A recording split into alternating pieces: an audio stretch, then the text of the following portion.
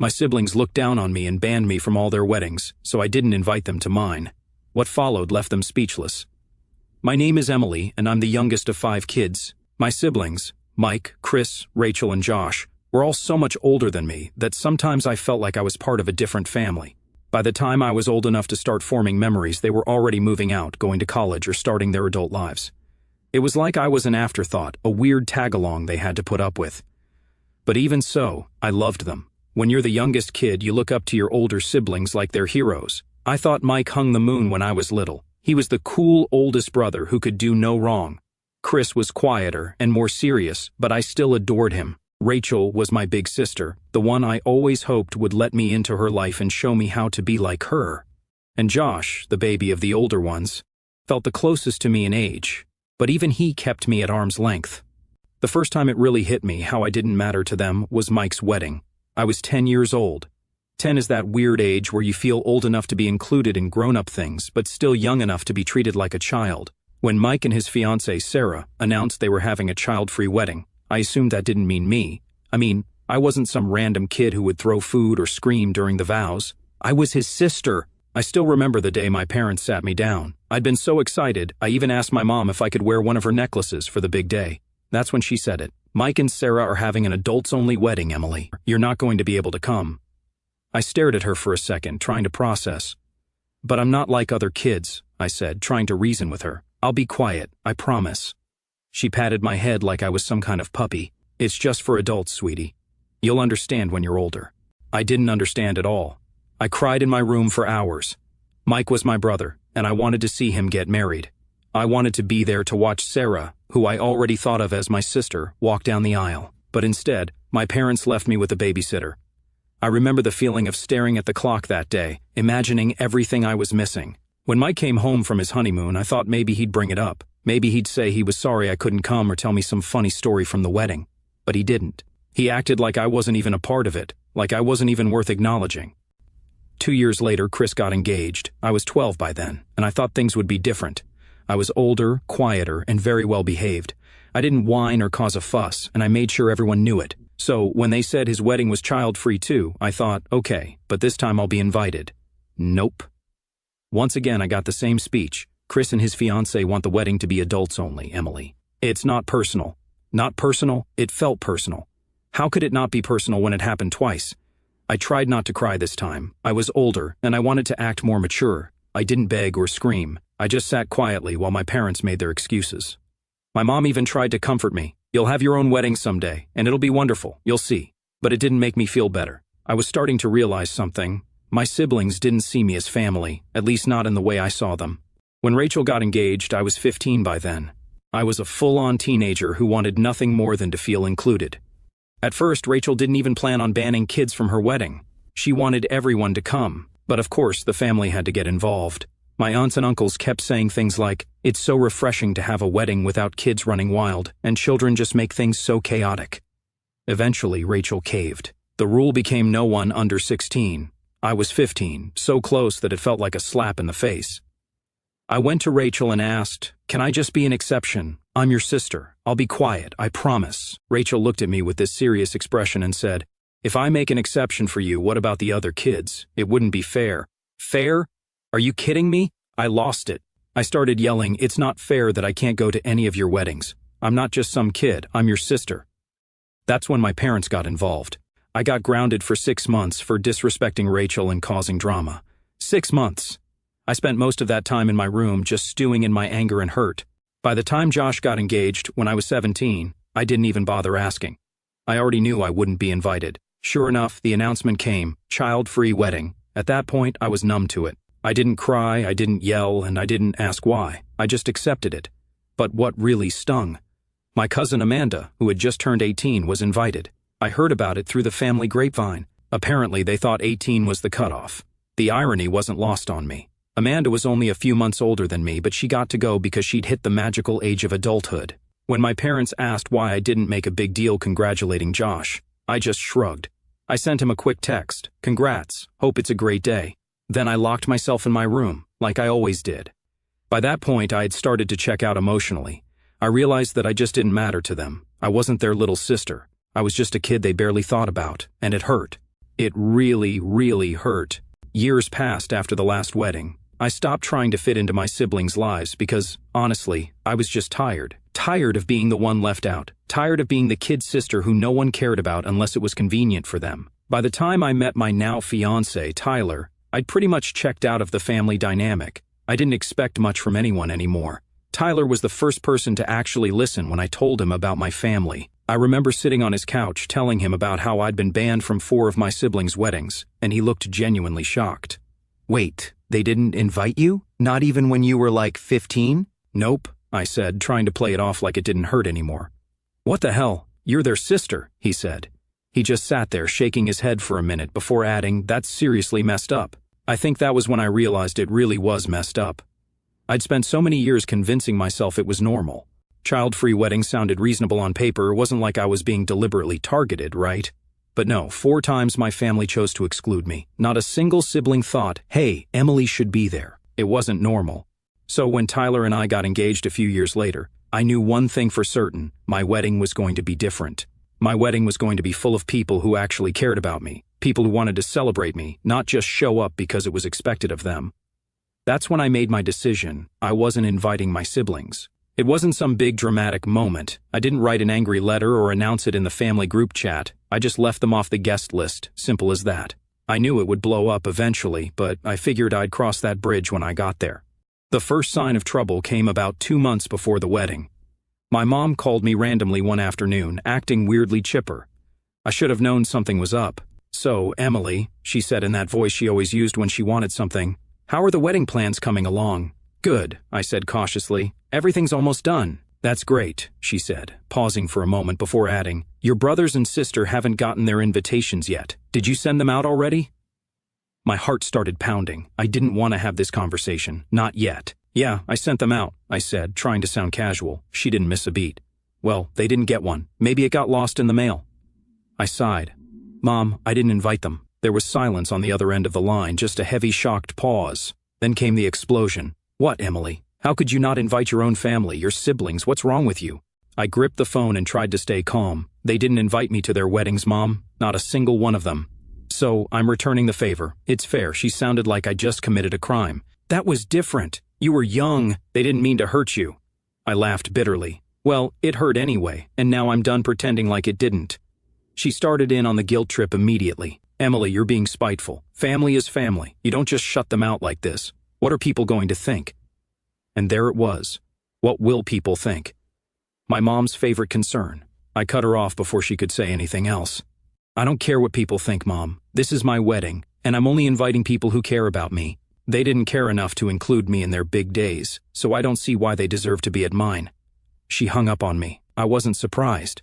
That night, the group chat blew up. It started with Rachel, being fake as usual. "Hey Em, did something happen with the mail? We haven't gotten our invites yet." Then came Chris, blunt as always. "What's going on? Why aren't we invited?" I stared at my phone for a long time, debating whether or not to reply. Part of me wanted to lay it all out, to tell them exactly how much they'd hurt me over the years. But another part of me didn't see the point. They wouldn't get it. They never had. So, I didn't say anything. I just left the chat on read. Tyler noticed I was quiet during dinner and asked what was wrong. I showed him the messages and he shook his head. "You don't owe them an explanation, Em. They made their choices." "Yeah, but," I trailed off, "they're going to make me out to be the bad guy. I know it." "Let them," he said firmly. "You know the truth. That's all that matters." The next day, my parents showed up at my apartment unannounced. I didn't even have to ask what they were there for. My mom came storming in the second I opened the door. "What are you thinking, Emily? Not inviting your own siblings to your wedding? What kind of person does that?" I tried to stay calm, even though my patience was wearing thin. "Mom, I told you. They didn't think I was important enough to include in their weddings, so I'm not including them in mine." My dad finally spoke up, his voice stern. "You're being childish, Emily. You're holding on to something that happened years ago." That's when I snapped. "I was a child when they did it, Dad. I begged to be at their weddings, and they all shut me out. Don't talk to me about being childish when I was the one left crying at home 4 times. They didn't know what to say to that. My mom looked like she was about to cry, but I didn't let her guilt me this time. "You can keep defending them if you want, but I'm not changing my mind." If they cared about me, they would have shown it back then. They left, furious and frustrated. Over the next few days, the messages from my siblings got nastier. Chris called me selfish. Rachel said I was ruining the family. Josh didn't even bother sugarcoating it. You're being petty, Emily. Grow up. I didn't reply to any of them. I didn't need to explain myself anymore. Tyler hugged me one night while I was scrolling through their messages and said, I'm proud of you, for standing up for yourself. And for the first time, I felt proud of myself too. After the first round of family drama, I expected things to die down. I figured they'd grumble to each other for a while, maybe complain to some distant cousins, and then move on. That's how things usually went when my family didn't get their way. But I underestimated just how big of a deal they were going to make this. It started small. Rachel, of course, couldn't resist posting a passive-aggressive status on Facebook. Family is forever, even when some people forget what that word means. I rolled my eyes so hard I thought they might get stuck. Tyler was scrolling next to me on the couch, and when I showed him the post, he shook his head. What is she, 14? Basically, I muttered, trying to brush it off. I told myself it didn't matter. I knew the truth, and I knew I wasn't doing anything wrong, but it still bugged me. It's hard not to feel hurt when your own sister goes out of her way to take shots at you publicly. It didn't stop there. Over the next few days, little jabs started showing up in our extended family group chat. I'd muted it a long time ago, but Tyler still checked his phone one afternoon and said, Emily, you might want to see this. The messages were flying. Rachel, it's so sad when family starts prioritizing petty grudges over love. Chris, I just don't understand. I thought we were better than this. And then Mike, good old I'm the eldest and I know best Mike, decided to take his shot. I never realized how much bitterness you've been holding on to, Emily. It's really sad. You're ruining relationships over something that happened years ago. I stared at the screen, my blood boiling. They didn't get it. They still didn't get it. They made it sound like I was blowing a minor issue out of proportion, as if they hadn't spent my entire life excluding me.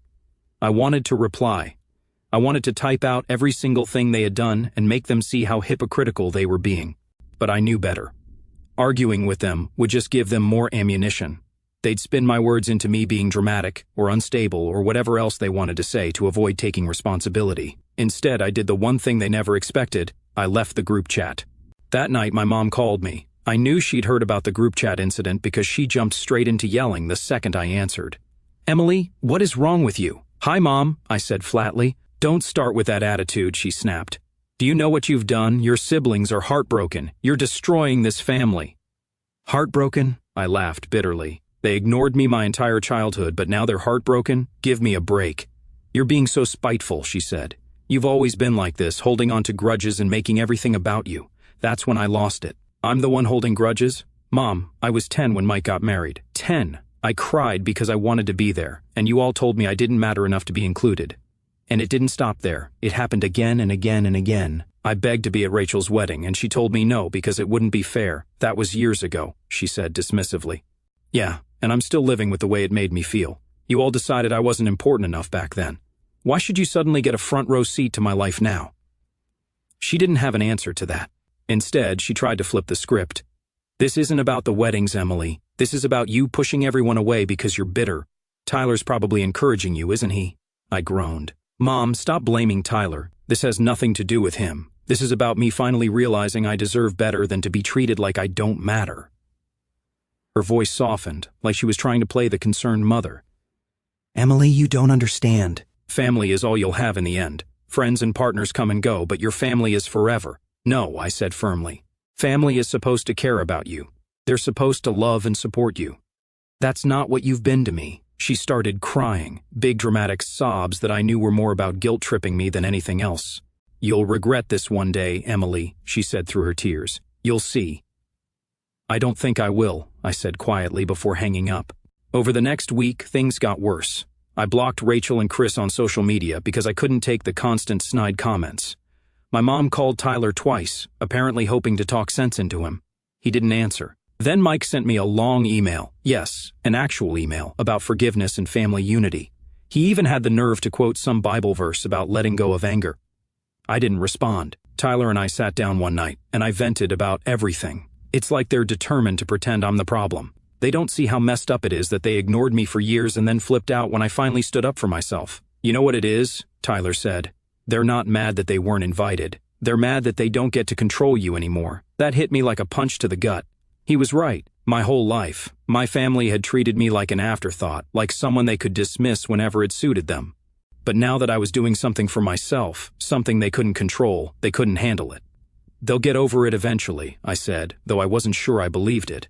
And then Tyler said something that really stuck with me. "Maybe they will, maybe they won't, but either way, it's not your problem." He was right.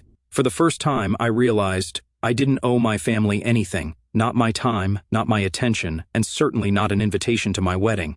A week later, my dad sent me a short, guilt-laden text. "Emily, your mom isn't doing well. She's really upset about all of this. Maybe you could reconsider." I stared at it for a long time before replying. Maybe she should have thought about that before ignoring me all those years. I hit send, then blocked his number. For the first time in a long time, I felt free. The weeks leading up to my wedding were a strange mix of excitement and tension. On one hand, I was thrilled to finally marry Tyler and have the day I'd been dreaming of since I was a kid. On the other hand, the drama with my family still lingered like an unwelcome guest. My parents had stopped calling me directly, probably because I'd blocked my mom's number after her last meltdown, but that didn't stop other people. My aunt called me out of the blue. I hadn't spoken to her in years, so I was immediately suspicious when her name popped up on my phone. I answered, and she got right to the point. "Emily, honey, I don't understand why you're making such a big deal out of this," she said in her sweet but condescending tone. "Family is family. It's not right to leave your siblings out of your wedding." I sighed, gripping the phone a little tighter. "Aunt Linda, it's not just about the wedding. This has been years in the making. I'm not going to change my mind. But it's family," she pressed, like that word was supposed to fix everything. "I'm sure they didn't mean to hurt you back then. Can't you just let it go and be the bigger person?" I closed my eyes, trying not to snap. Being the bigger person doesn't mean letting people walk all over you. It's about knowing when to put yourself first. There was a pause on the other end, and I could hear her sigh dramatically. "Well, I just hope you don't regret this one day. You're going to miss your family, and they won't be there." I didn't say anything. I just hung up. The morning of the wedding, I woke up feeling an odd combination of peace and nerves. It wasn't the normal, what if something goes wrong kind of wedding day jitters. It was more like I was waiting for a shoe to drop. I knew my family wasn't invited, but I couldn't shake the feeling that they'd find a way to insert themselves into the day somehow. But Tyler, being the amazing guy he is, refused to let me dwell on it. When I told him about my worries as we got ready separately, he just smiled and said, "Em, this day is about us. Nothing else matters. If anyone tries to ruin it, I'll personally escort them out." That made me laugh, and for the first time in weeks, I felt lighter. The venue we chose was perfect. It was small and intimate, a garden surrounded by flowers, twinkle lights strung through the trees, and a little gazebo where we'd say our vows. I didn't want a giant, elaborate wedding. I wanted something that felt real and full of love, and that's exactly what it was. My closest friends were there, along with some extended family who'd actually been kind to me over the years. It felt right. As I stood in front of the mirror, putting the final touches on my dress, my maid of honor, my best friend Jenna, walked in and grinned. "You look amazing, Em." "Thanks," I said softly, feeling a wave of emotions. Jenna sat on the edge of the couch and watched me for a moment.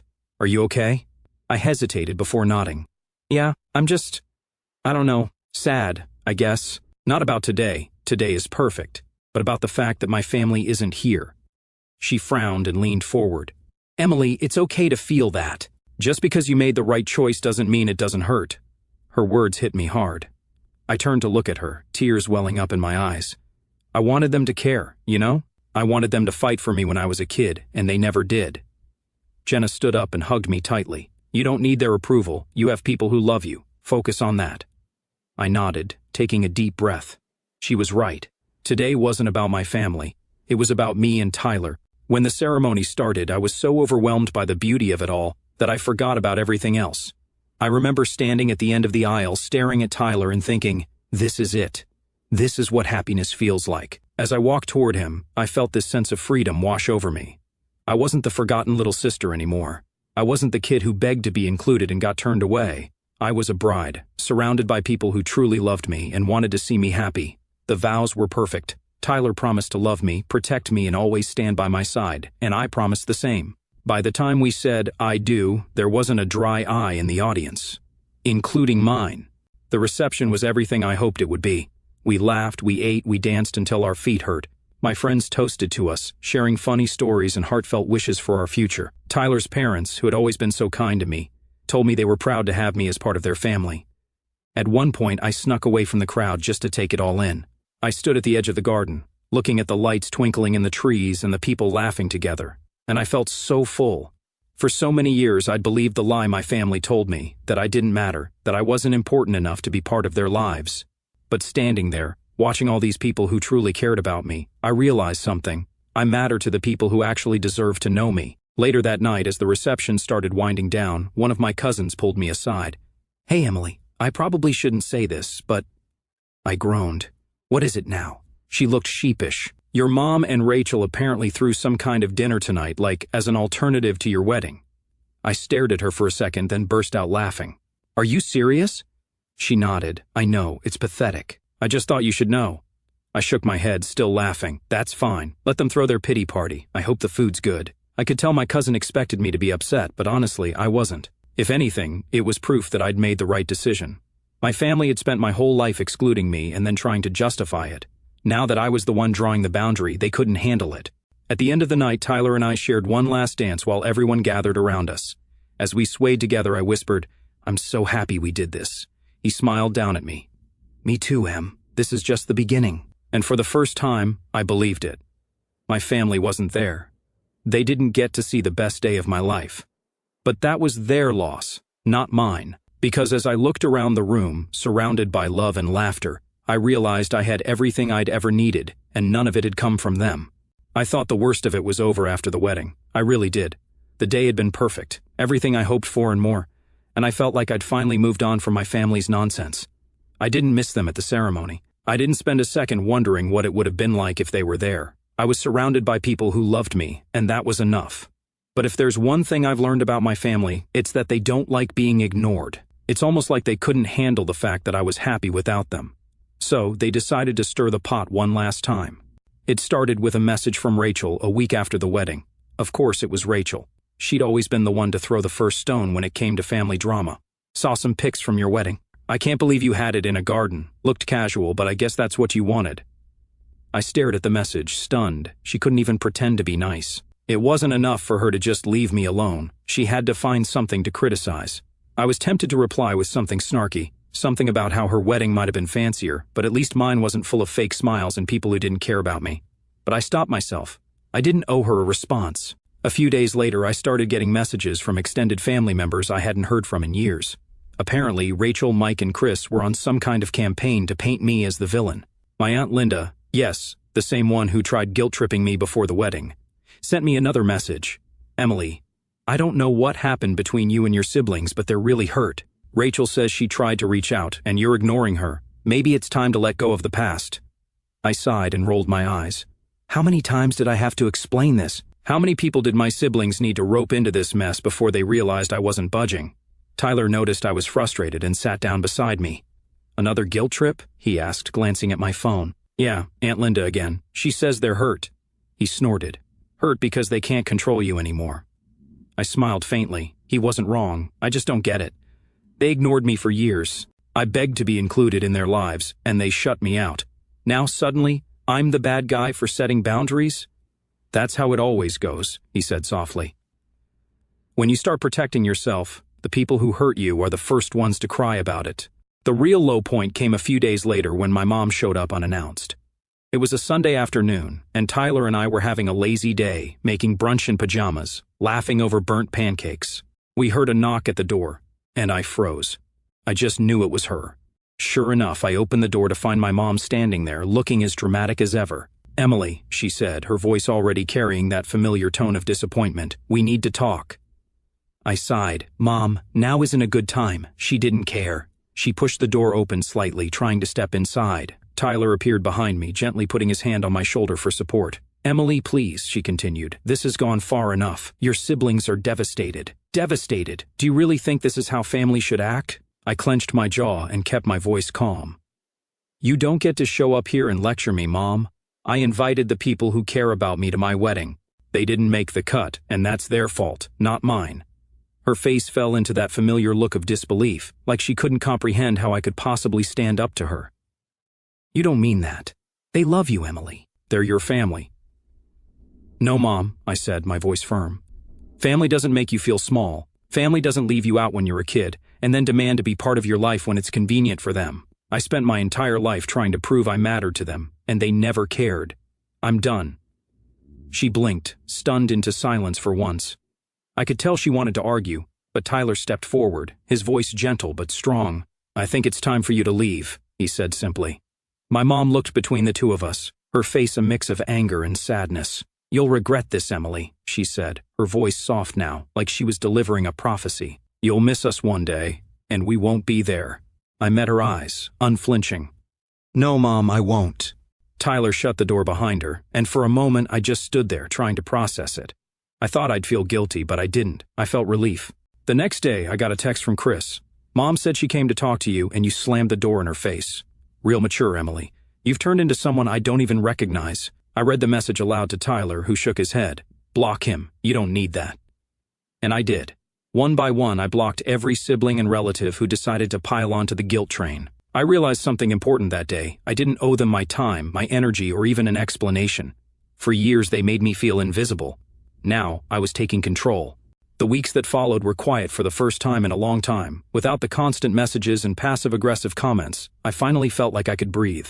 Tyler and I focused on settling into married life, decorating our little apartment and planning our future. One night we sat on the couch, watching some cheesy movie, and Tyler turned to me.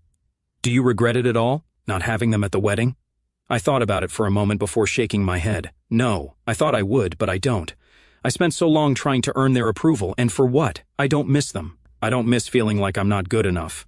He smiled and squeezed my hand. Good. You deserve better. And he was right. I did deserve better.